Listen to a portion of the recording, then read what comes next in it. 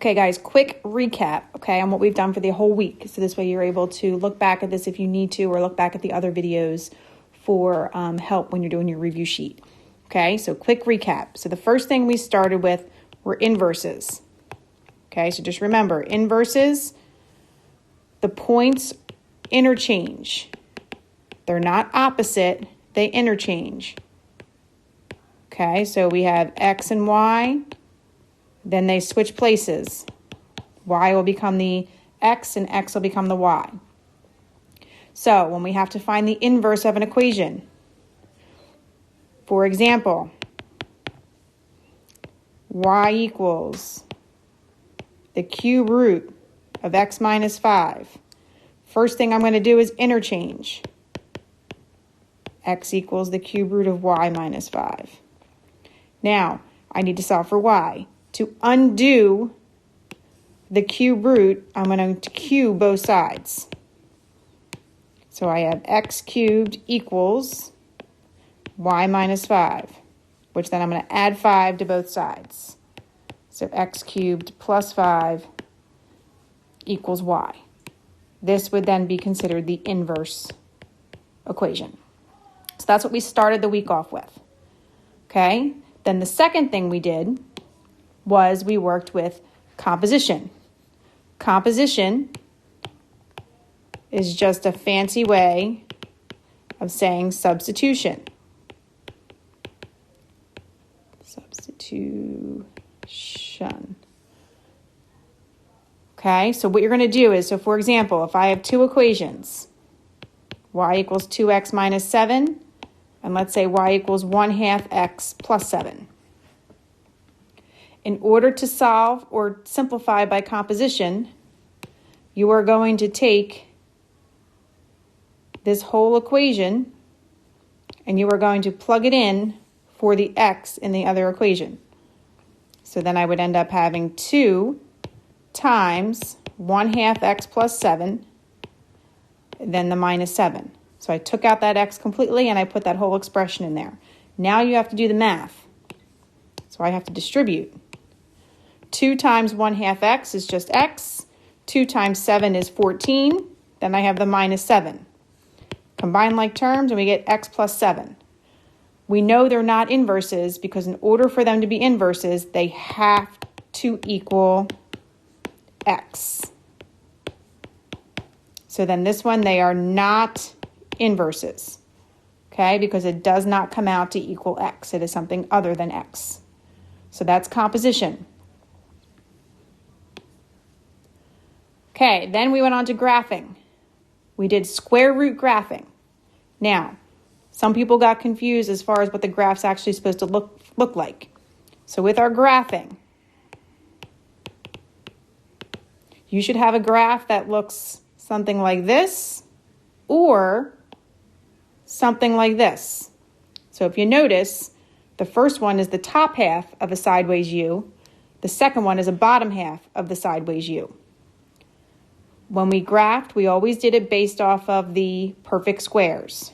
So you had a starting point.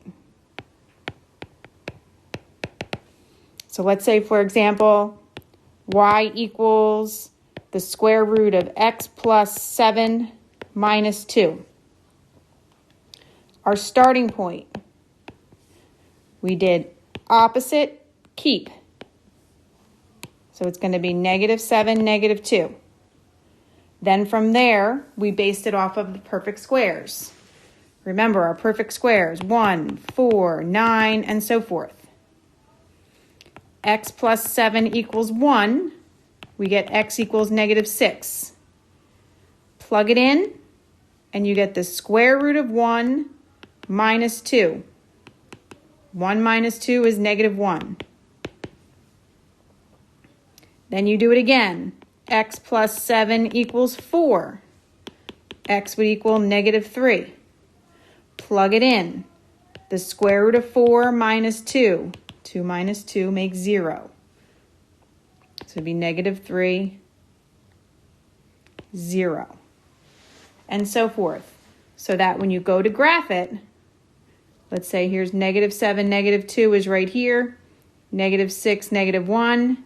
negative 3, 0. You will see that upward U shape will start to develop. So that's what we did with our graphing. Now, we also did domain and range. So for domain and range, it's all based off of that starting point. So domain, those are your x's. It's going to go from negative 7, should be a bracket, which a lot of you did parentheses. Should be a bracket, negative 7 to infinity. And the range is going to be bracket, negative 2 to infinity. If the U shape is going in the downward direction, like this one right here, then your range is going to start with negative infinity. Other than that, it's the exact same as the other one. The last piece is the shading. So let's say, for example, we have a U shape and it's going in the upward direction. If it's greater than or equal to, you shade above. If it's less than or equal to, you shade below. The equal to tells you that they should be solid lines. The not equal to are dashed lines or dotted, whatever you want to call them. So for example, that would be your dash. So let's say, for example, this right here would be greater than. Greater than, you are going to shade above. And when you shade everything above, but you cannot go past that starting point. So just pretend like there's a little barrier there and you shade everything. You don't just shade a tiny little piece, you shade everything above it. So that would be greater than. Let's say it's less than. You shade everything below it. Again, make yourself a barrier and you are going to shade everything below it.